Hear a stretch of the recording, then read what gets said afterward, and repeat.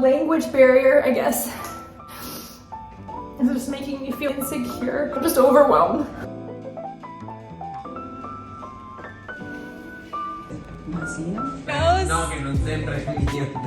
I'm shocked. We did it.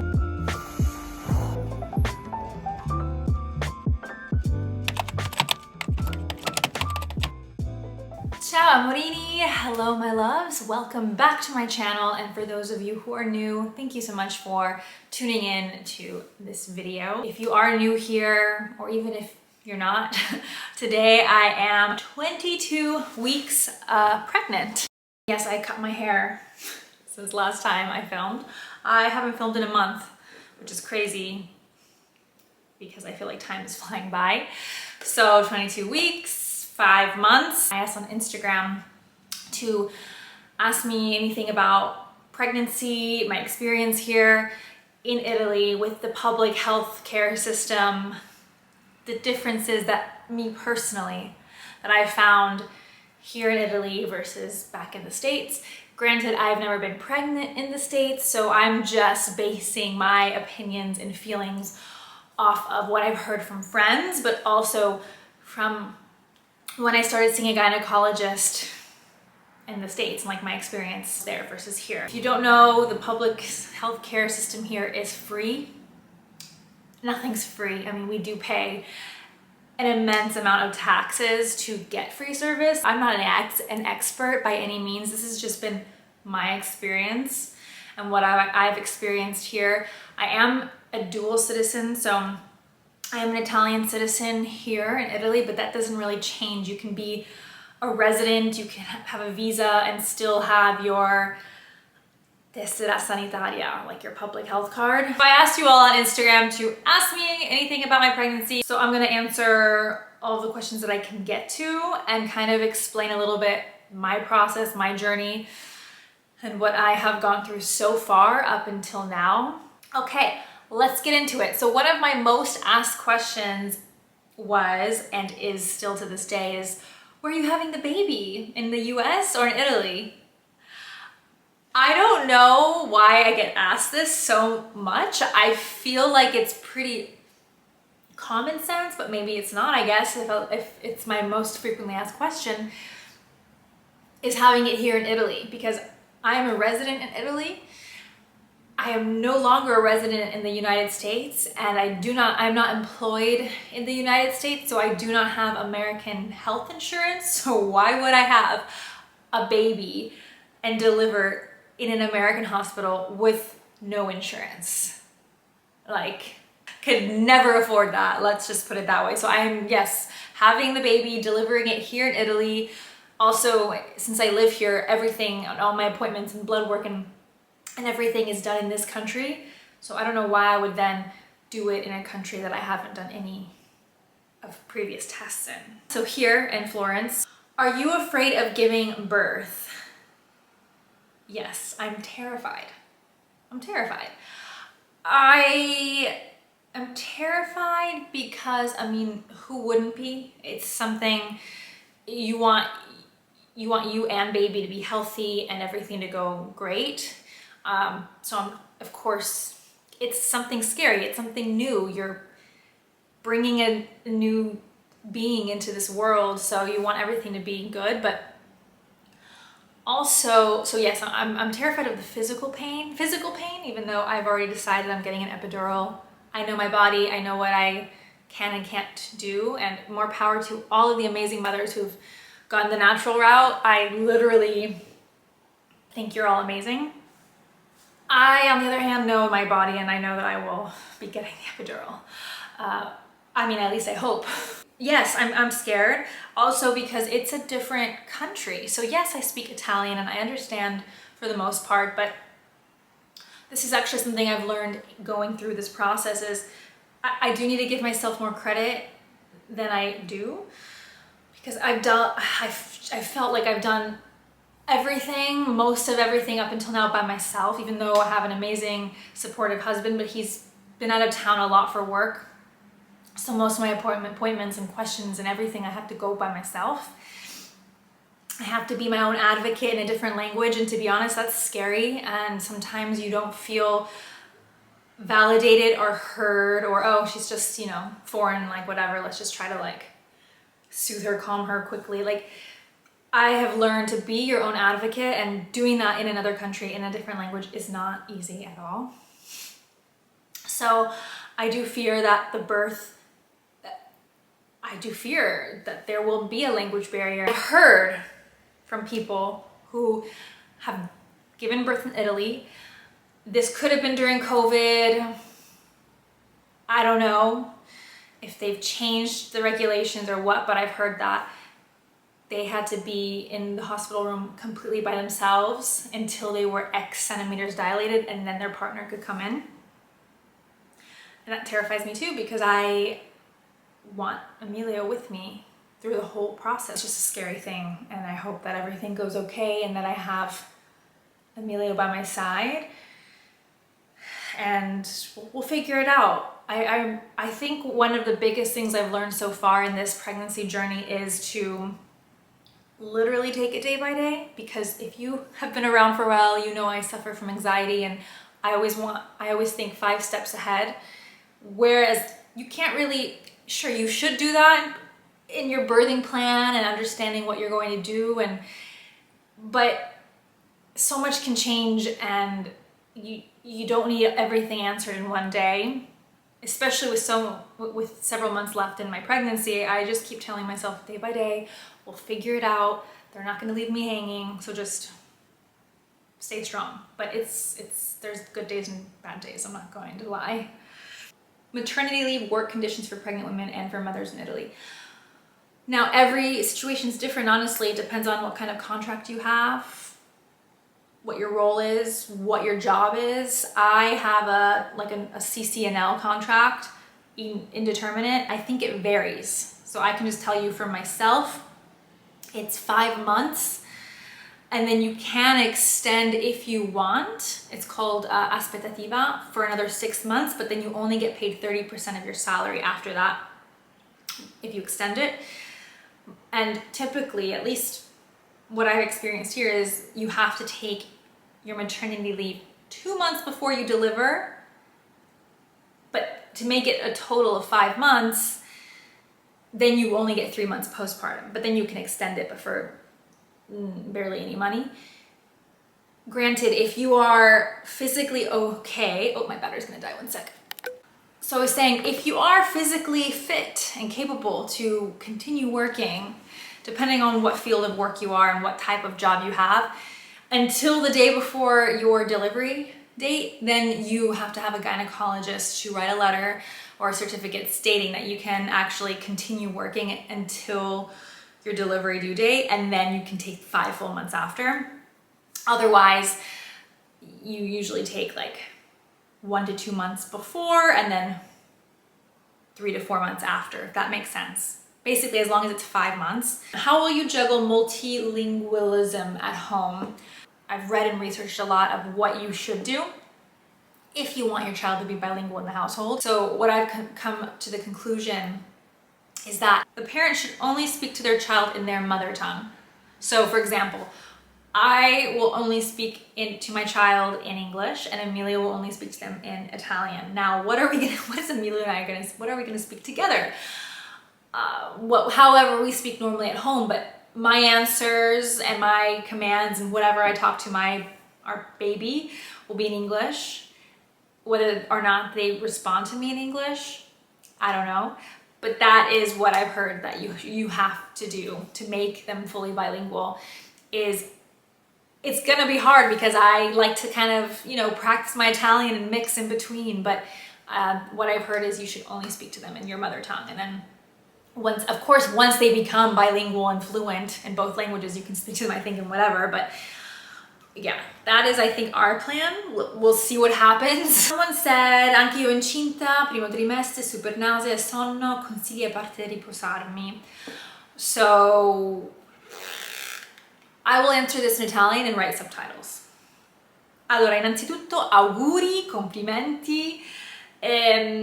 Ovviamente ti devi riposare, perché pure per me il primo trimestre proprio è stato tremenda, cioè io avevo un sonno, cioè mai sentito così nella mia vita. Ho fatto pistolini ogni giorno per 2-3 ore, che mai capitava, cioè io mai facevo pistolini da adulto. Poi ti devo dire, ascolta il tuo corpo, cioè se hai la nausea e l'unica cosa che ti va sono le patatine fritte, mangiatele, cioè non sentire al rumore dal fuori, se si dice, in inglese diciamo white noise, tipo solo tu sai cosa devi fare per te stessa, per sentirti a tuo agio. Fai quello che vuoi fare, quello che ti va, e anche non sentire in colpa, perché io il primo trimestre sentivo super in colpa. Oh, no, ho dormito tutta la giornata, ho sprecato una giornata intera senza fare niente.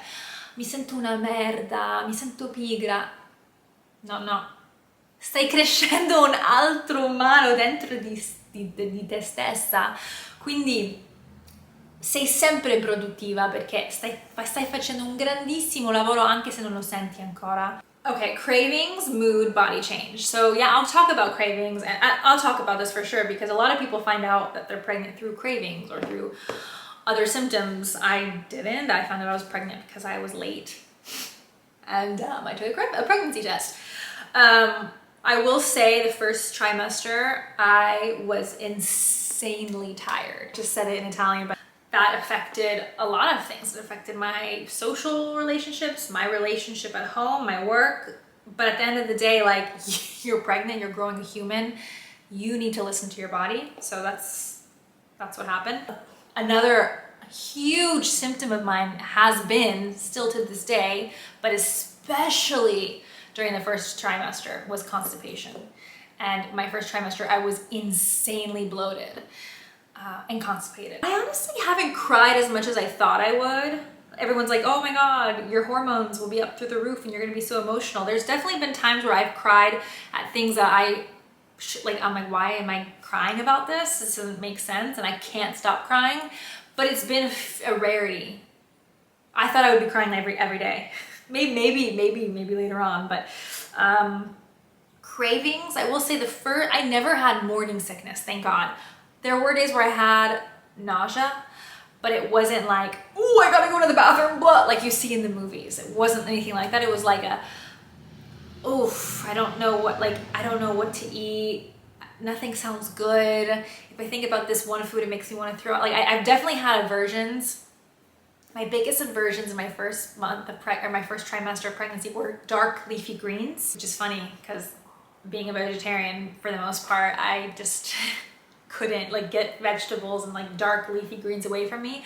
The smell, the look, the sight, the thought of them made me want to hurl.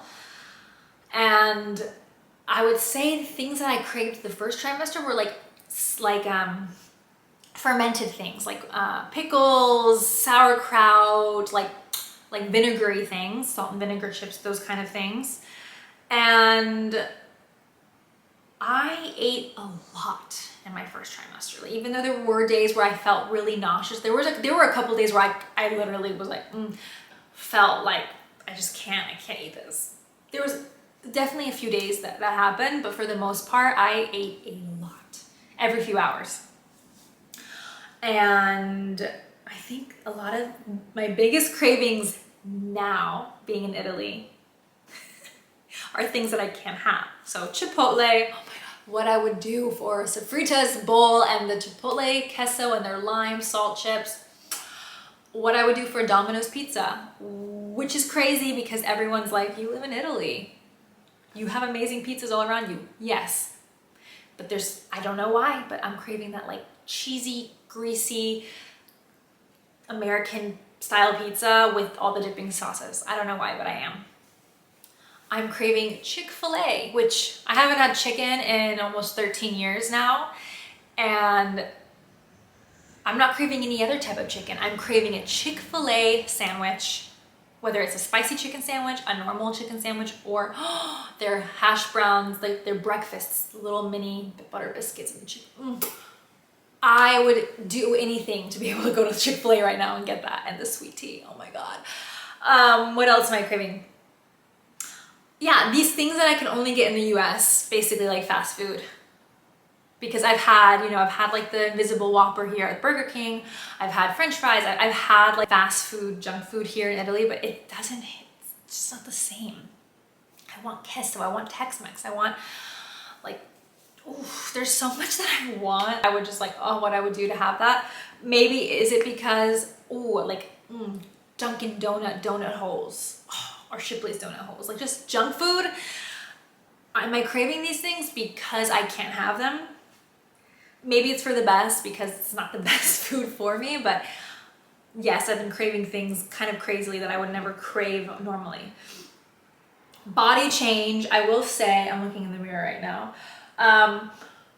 My little belly just now started popping. I say once I probably hit like 18 weeks, it popped a little bit, but now I'm seeing like day after day, like it's round now. My hair, like my hair growth on my stomach, like where the linea alba, is that what it's called? Definitely grew darker. And you know, I've always been self-conscious of my hair, my body hair, and I've waxed from head to toe for many years now. So that's something that I've kind of had to like get used to. And you know what? I don't know. It's like I don't really care. I'm growing a human. There's so much more that I have to think about than like aesthetics. So it's been kind of like a change of mindset, I guess. Granted, I still like get my nails done and I still get wax and everything, but like I haven't felt like super self-conscious about it because I feel like what's happening is such a beautiful thing. And I have loved seeing the growing belly. Like I've loved seeing that. I just think it's pretty amazing and it's fun. Like it's just different, you know, and it just means that there's progress happening. And I have noticed a lot of my muscle, like I've lost a lot of my muscle. I am doing Pilates. That's the only form of exercise that I've been doing since I've been pregnant, like Pilates and yoga. And I do Pilates weekly. But yeah, I mean, muscle loss, I felt it. And like Pilates has been a little harder for me lately. But I'm still trying to do something, you know, because your nutrients are getting pulled from your muscles to your baby. And there's every woman carries differently, handles pregnancy differently. And I've seen so much shaming on the social media when you have really thin girls who barely look pregnant up until they're like 8 months and then they pop. It's like every girl is different. I've been thin my entire life. I'm very tall. I'm 5'10". There's more room for baby to grow. So I may not have popped immediately. My weight gain journey may be a little different. I just now started gaining weight. Every pregnancy is different. But the comments that you get that are like, oh my God, you're so tiny. And oh my God, like you barely have a bump. Are you sure you're 5 months? Or, wow, you haven't gained any weight. Is that normal? These comments irk the crap out of me because every woman is different. And I'm being followed, you know, very closely by my gynecologist, and I'm taking all the supplements I need to do, and we're doing everything that we need to behind the scenes. I don't have to like share every single thing. Definitely days that I don't feel good mentally. I feel very low some days. Then I feel guilty for feeling low because I should feel so much joy and gratitude for this life that I'm growing. You know, I'm a huge advocate also for therapy, and I have been in therapy. How you felt when you found out. So honestly, how I felt when I found out is not how I had ever anticipated feeling. Like you see all these movies and TV shows of people finding out that they're pregnant and they are sobbing and crying and is elated and happy. I was in shock and I was like looking at the pregnancy test like, no, it's not real. Like I immediately went and bought another brand because I didn't believe the first one. And of course I was happy because I was ready for that next part of my life and we were happy together. But it's weird. I didn't feel the way I thought I was gonna feel. I thought I was gonna look at it and be like, oh, we're having a baby. I was in shock and I stared at it for like hours on end being like, now what? Terrified. So I felt terrified, grateful, happy, excited, all the feelings when I found out I was pregnant. you prefer to raise her in Italy or in the US? So, you know, apart from delivering her here, for those of you who don't know, we're having a girl. I actually, even when we lived in the States for a couple of years, a few years ago, I always envisioned raising kids in Italy. I don't know why. It's something I've always envisioned. I think especially now with the climate, the current climate that's going on in the US, I definitely stand by my decision, at least for now. Which supplements, if any, are you taking right now? So I'm taking a prenatal. I'm taking the Multicentra Mamma one. So the prenatal, typical prenatal, like 1 a day, whatever. I'm also taking additional folic acid.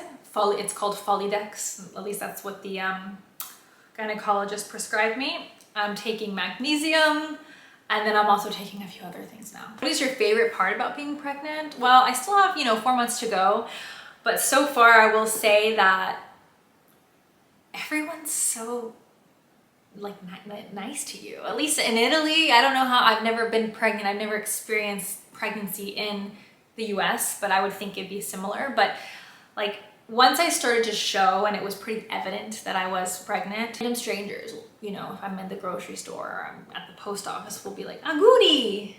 And I've had to get used to being like, what? Why are you wishing me like congratulations? Oh, the random people will just say congrats, which, and then I don't know, I just feel like you get like special treatment in a way, not that I want to like take advantage of that, but I think that's been kind of great. It's been kind of like being taken care of. It's been kind of fun. That has been, I don't want to say my favorite part, but that's been a perk. Okay, so there's a lot of questions that probably will have a similar answer, like thoughts so far on the healthcare system in Italy for pregnancy. How is the experience of being pregnant in Italy?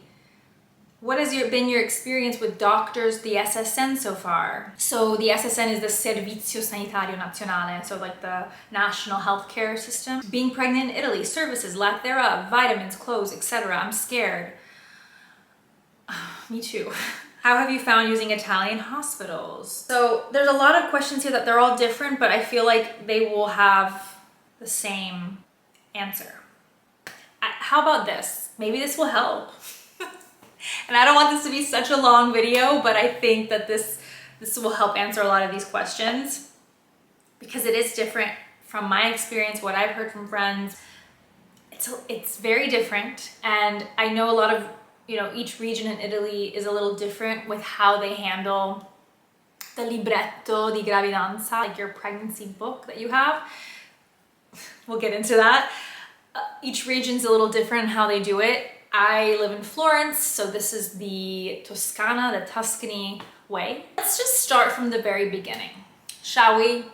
And I want to preface and make a little disclaimer that this has been my experience. It doesn't mean that this is every pregnant woman's experience in Italy. It doesn't mean that this will be your experience. This has just been me and trying to navigate by myself pretty much in a different foreign country with bits of information and advice from different people that I've known who have given birth in Florence, Italy, recommendations. And at the end of the day, you hear it's a lot of white noise, and you have multiple different voices in your head telling you different things and what you should do, and you should go here and there, no, don't go there. And it's honestly very overwhelming. And I think it's like that in the States too, but I think it's easier if you've had a gynecologist for most of your, teenage adulthood. And so it's like a given, okay, I'm pregnant, let me go to my gynecologist. Will she deliver me, or will she have all the referrals to guide me into the right direction? She's known me for how many years? It just seems like it's more kind of easier, let's just say, more efficient. I want to say more efficient. I don't want people to kind of take those words and think that I'm not saying that the Italian healthcare system is not efficient.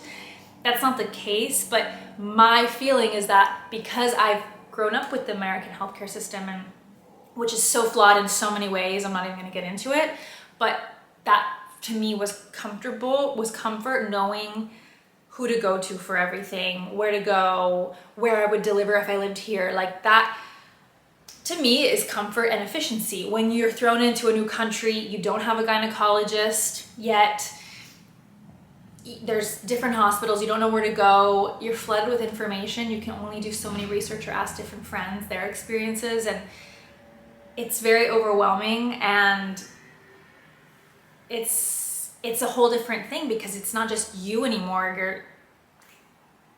You're carrying another life, and you want to do the best for the baby you're growing. For me, it has been challenging, and I have had many days where I've cried and I've not understood the system, and I've gotten frustrated, and I felt completely and utterly alone, and I haven't felt listened to, or I have felt really listened to, and I have felt very supported on certain things when I felt like something wasn't right, and I have felt very supported. I do think that one thing, at least in Tuscany, but I think in all of Italy, is pregnant women are tutelata immensely, which they're like supported, they're looked after, especially in the workplace. So we'll get into that as well. Let's start from when I found out I was pregnant. What did I have to do?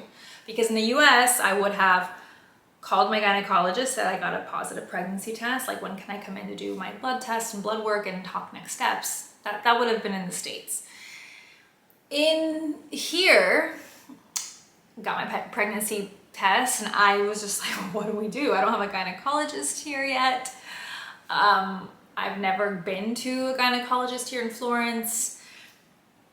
Where do I go? Do I go to the public hospital? I did feel, although there's nothing wrong with the public health care system here in Florence, I felt more comfortable going to a private gynecologist first to discuss like everything, ask all my questions,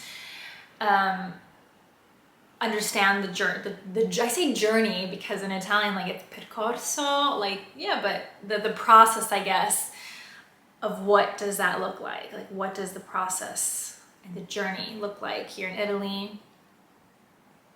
Granted, I didn't know that even if you have a private gynecologist that is following you along the way, in Tuscany at least, there's still so many things you have to go through the public system. So you're seeing different OBGYNs while you're still being followed by your private gynecologist, and you have to have all of these different things. I had no idea. I had no gynecologist. I didn't know where to go. So I asked around. I actually had already a gynecologist name that was recommended to me by a couple other friends and people here who have given birth, who have followed this gynecologist for a while. And I actually had her name already because I had, before finding out I was pregnant, I had planned to go see this gynecologist just for an annual. This was my experience. I don't know if every gynecologist is like this. It may not be, but you know, in the US, you call the hospital, you call the practice, and you make your appointment with the nurse or the assistant, the secretary, whatever. Here, I had to call the coop. I had to set up the appointment through this phone service, mind you, like an answering service specifically for liberi professionisti, which are like doctors that go private. So I scheduled my appointment with her, and Emilio was in town for my first appointment, thank God. So we went, and I would say I went close to 9 weeks. We went to meet with the gynecologist and had a sonogram. She confirmed that there was a little embryo in there, and then I asked, okay, like, you know, I've never done this before, I'm new, like I'm a foreigner basically, and how does it work? And it was like word by mouth, you need to do this and this and this and this and this, and basically, in order to get registered as pregnant here, what I had to do was go to get my libretto di gravidanza, which is a pregnancy booklet, which I don't have it physically because I chose to do it electronically, which, if biggest mistake, get the paper one, don't do the app. It's awful, it sucks. Your private gynecologist can't really do much with it.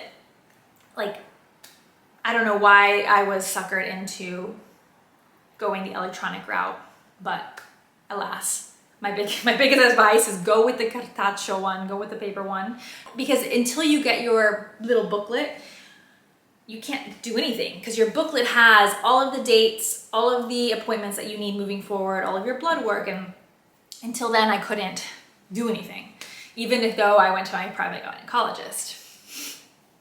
I know, I constantly say I don't understand, this doesn't make sense, it's not efficient, but my husband will always remind me that it's the way things are done for you to be able to have a lot of the services free here, which I have to keep reminding myself that it's true. Even if I was unemployed, I would still be able to feel confident and comfortable going to some pretty amazing public hospitals here. So my gynecologist told me I had to do that. She told me basically all of the, you know, supplements I had to be on.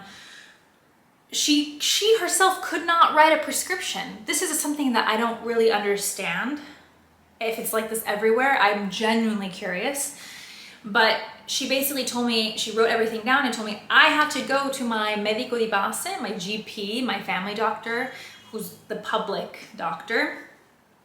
I had to go to him and share what my private gynecologist told me I needed to take, and then he had to write the prescription and make it official public healthcare system, so it's like registered. Because there's an app called Toscana Salute, and in that app you can see all of your you know, prescriptions and all your blood work and everything, and it lives in one database because it is all the same public system. So that's actually really efficient and really great. But the fact that my gynecologist couldn't write me the prescription and I had to go to my GP, I still don't understand that. And there's a lot of things that she still has me do that for, and I'm like, can't you just write the prescription? You're a private gynecologist. Like, I don't understand, but that's the way it's worked out for me. So she gave me things that I had to give to my GP to prescribe, like certain supplements, vitamins. She basically kind of she shared the whole timeline with me and was like, yeah, so go get your libretto. You have to do that through the public system. Go to your GP and have him write you the prescription. Start taking these things, and like, this is what the process is like. And I remember my first appointment, you know, I felt silly after asking, but never think you're silly. Always ask the questions even if you think they're stupid. I was like, I know it's really early, I'm only 9 weeks, but would you, if I decide to follow you and like use you the whole next 9 months, would you deliver me? And if so, where? And she was like, well, the only hospital I deliver at is in Prato. So she like separates her rounds, I guess, medical rounds, and she does 1 day a week in Florence city center and the rest in Prato. She must live there, I guess. And it's far. It's like, I mean, I don't have a car. Emilio could easily like get an Enjoy and drive me there, which happened once, but I don't have my driver's license here and I can't do that. So it's not that close, let's just say. It's just not convenient at all for me to deliver in Prato, especially if like I go through labor and we have to go drive 40 minutes somewhere. Just, to me, it doesn't really make sense. So I'm like, on one hand, I'm like, well, why am I seeing a gynecologist that won't even deliver me? But she came highly recommended to me. And I don't know, I had a really good trust feeling with her. And I'm like, okay, well, you know, she was like, oh, but it's still so early. Like, that's something that we talk about way later on. So that's what made me kind of feel a little silly asking, like, oh God, like, sorry, like, is that too soon to be asking? I just wanted to kind of cross my T's, dot my I's. And I was like, okay, well, I'm sure she'll have referrals later on to people in the you know, your city hospitals. So she was like, okay, I'll see you back in 6 weeks, whatever. In the meantime, do this. So, okay, I go home and I'm like, what do I do? And I got the prescription from my GP. I called the Coop, which is that public number, the number I had to call to book my private gynecologist. I called it to schedule my first official public appointment with an ostetrica, an obstetrician. Because here, like, in the States, you have your OBGYN, which is like both. They're your gynecologist, but they're a specialist in both gynecology and obstetrics. Is that the right term? Here, if you're going to like do a lot of the public visits, sonograms, whatever, will be done by an obstetrica.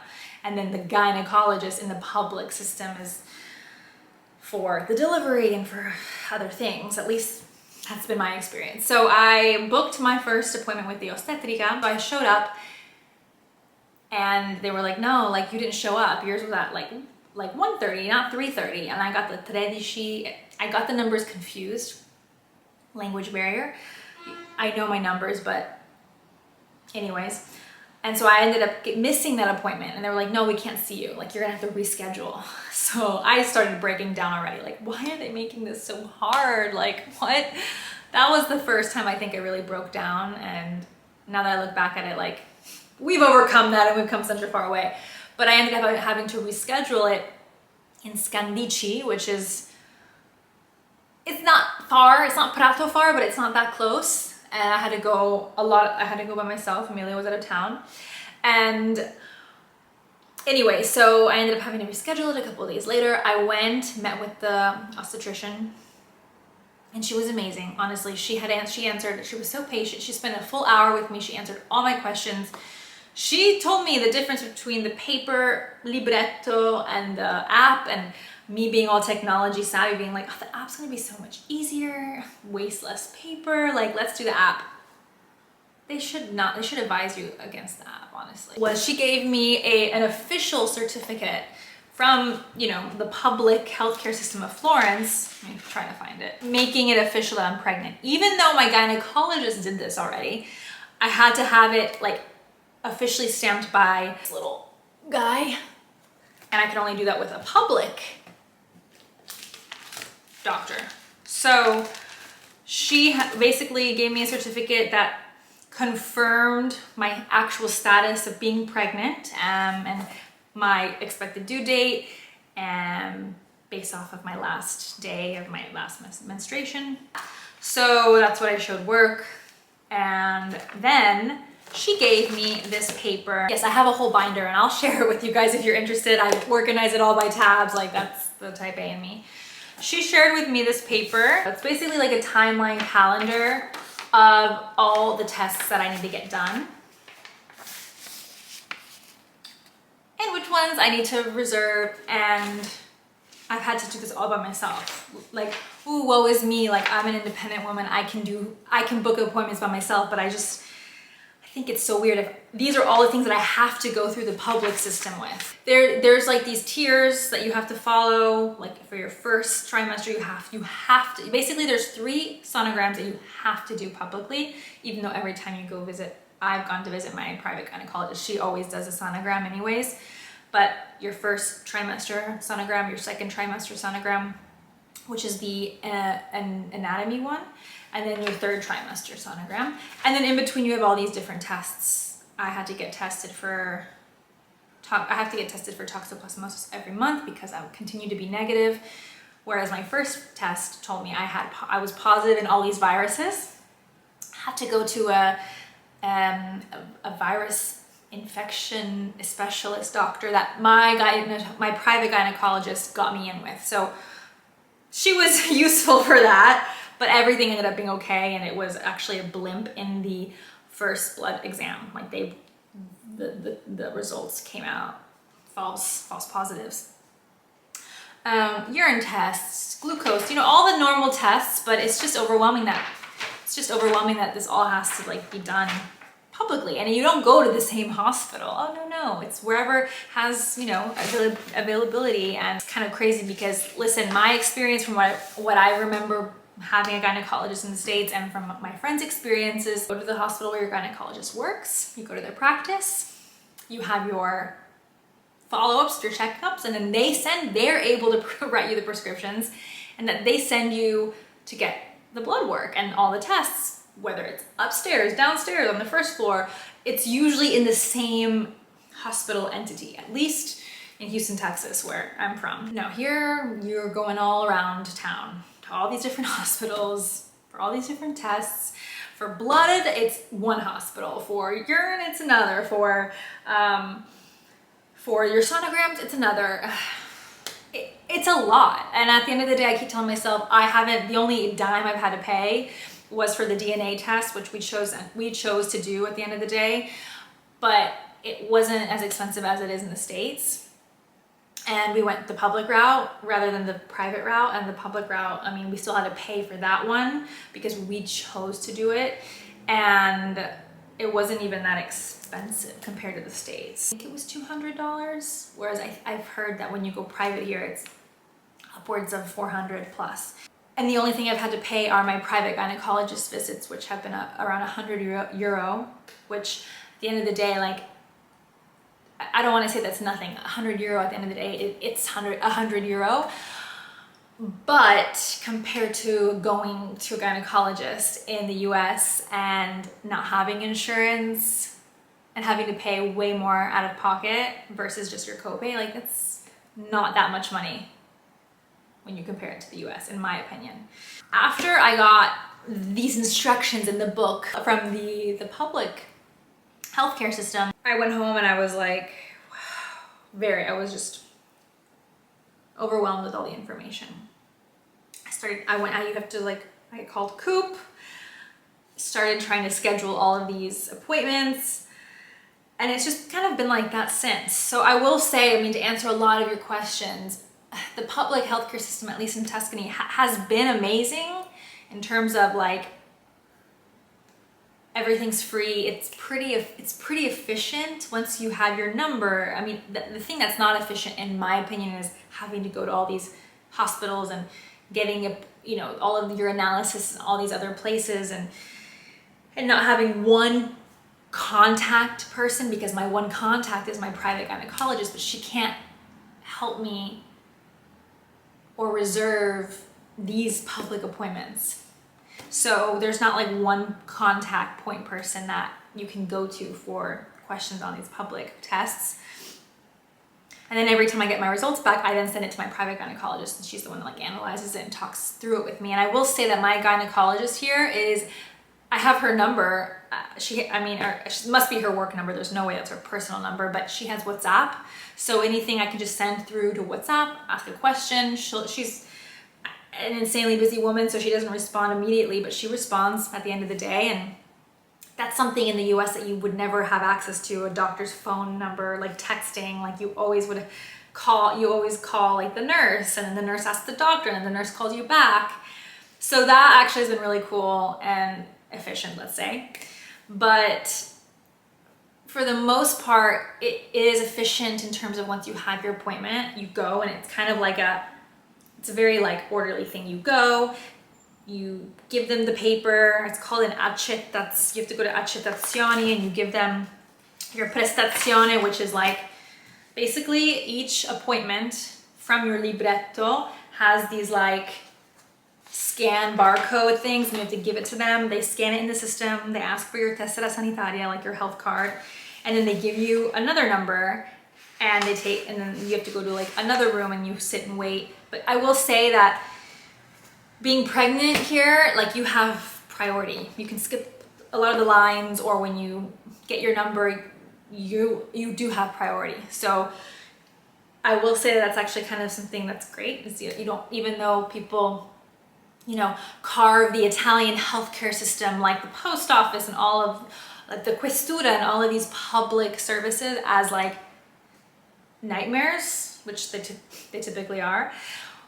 I will say that I've never sat there, like, you don't sit there and wait for hours on end for your number to be called.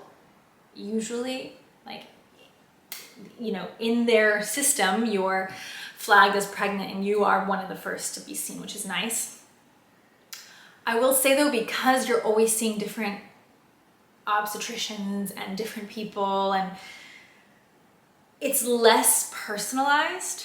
That's been my feeling. I don't know if everyone has had that experience. I feel like it's less personalized, and you're more of just a number, because there are so many people funneled through this public healthcare system, that you're just a number. And it's like next, next, next, and they try to fit as many as possible into one day. And I don't feel like I can sit there and have the time to ask my questions and be listened to. Whereas with my private gynecologist, she'll take an hour with me and sit there and answer all my questions. In the US, you don't get your gynecologist for an hour. If they show up on time, you do not get them for an hour. You get them for a quick chat, okay, bye, and you're with their nurse. So that's something from my private gynecologist that I've really appreciated. She really has taken the time.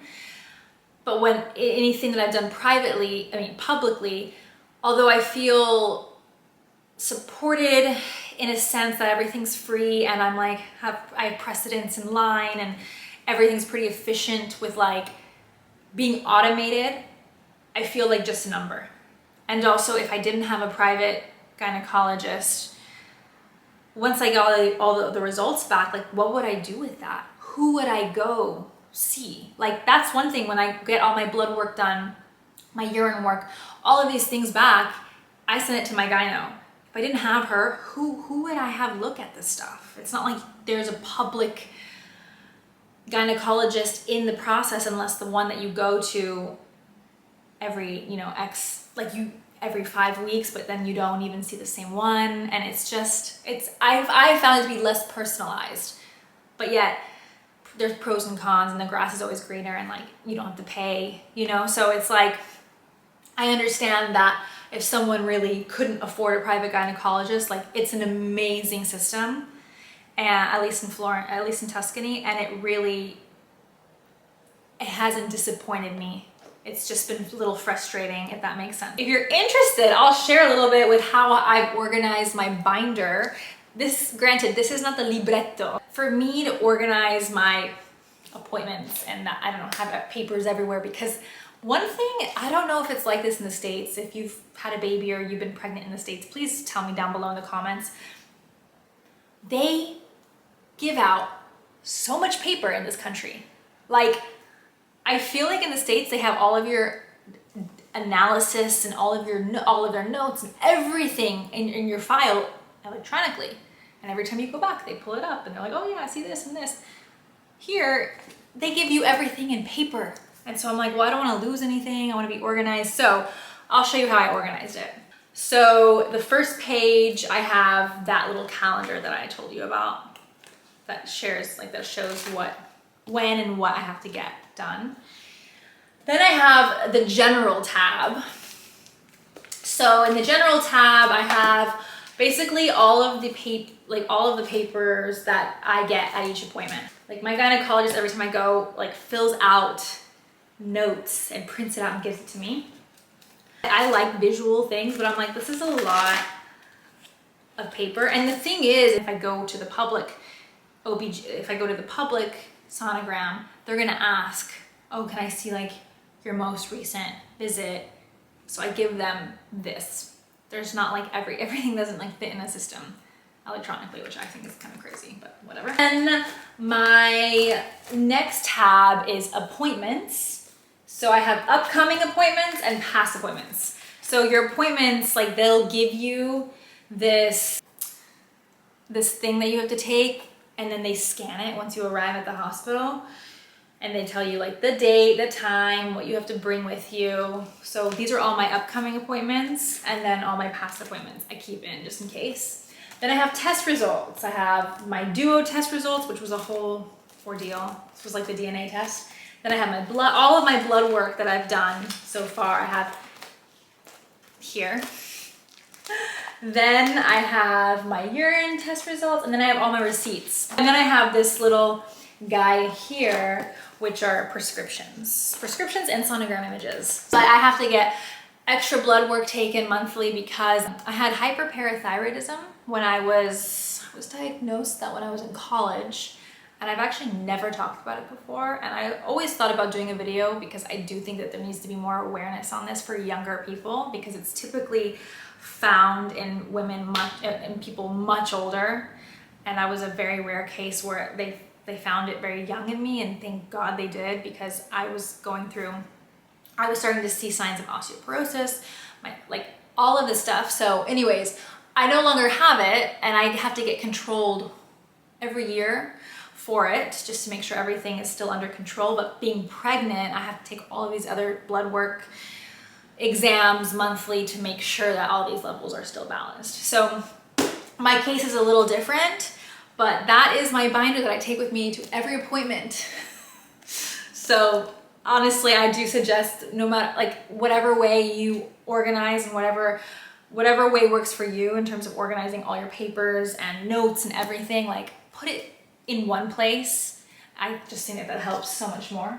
So that's a long-winded answer to a lot of your questions.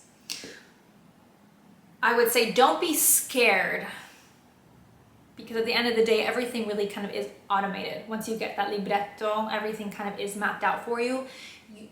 Just don't get overwhelmed. You will get overwhelmed, because I still get overwhelmed. Take it day by day and baby steps. Take a breather, sit down, and kind of like take off the necessities. And what do you have to book? What do you have left? Like, take it with a grain of salt. It is an overwhelming process. It's not a scary process. Actually, it is scary if you don't know the language. I couldn't imagine if I didn't speak the language going through this.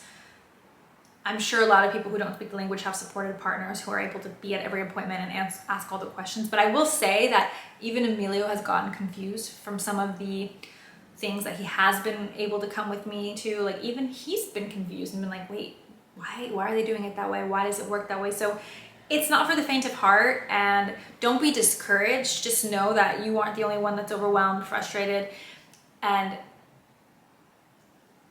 I'm sure there will be many breakdowns to come, but just know that at the end of the day, you are supported as a pregnant woman in this country. If there's ever anything that you don't feel is right, or that something's wrong with you medically, they will want to make sure that you and the baby are good. I've actually had to go through a lot of things on the back end that I haven't talked about yet, because I don't know how much yet I want to share. I think I will eventually, but I am deemed my gynecologist and also the public healthcare gynecologist, because there was one time where I had to go to an urgent care. Basically, my gynecologist wasn't available, and be seen immediately, and they deemed me high-risk pregnancy and put me on medical leave from work. It was a very awful period of my pregnancy, and I'm still honestly trying to recover from it.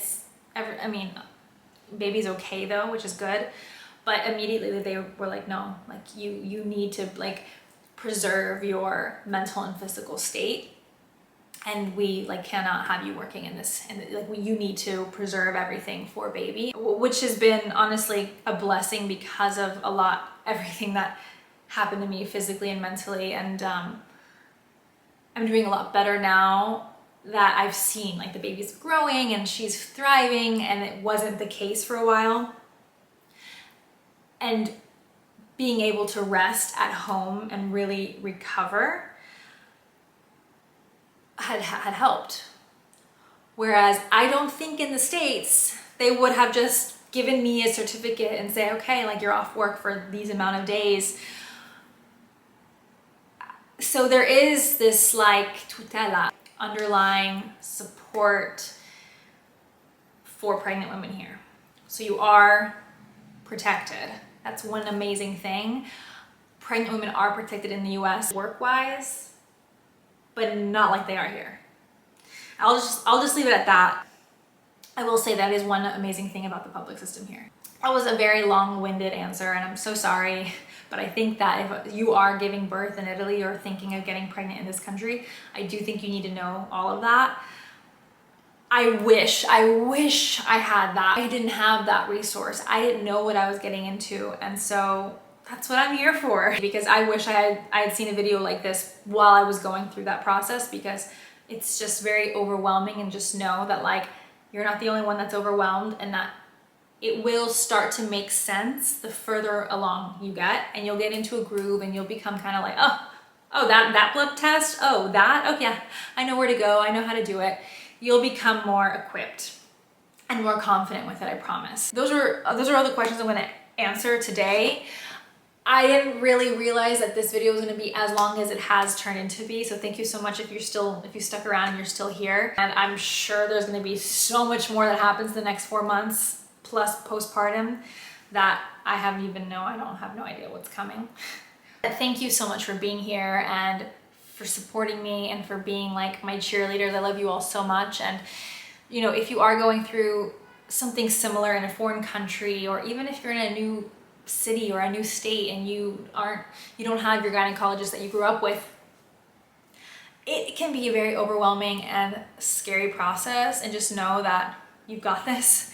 And if you are dealing with the SSN or the, you know, Italian public healthcare system, I keep on just trying, no matter how frustrated or overwhelmed I get with certain things, I just keep telling myself, like,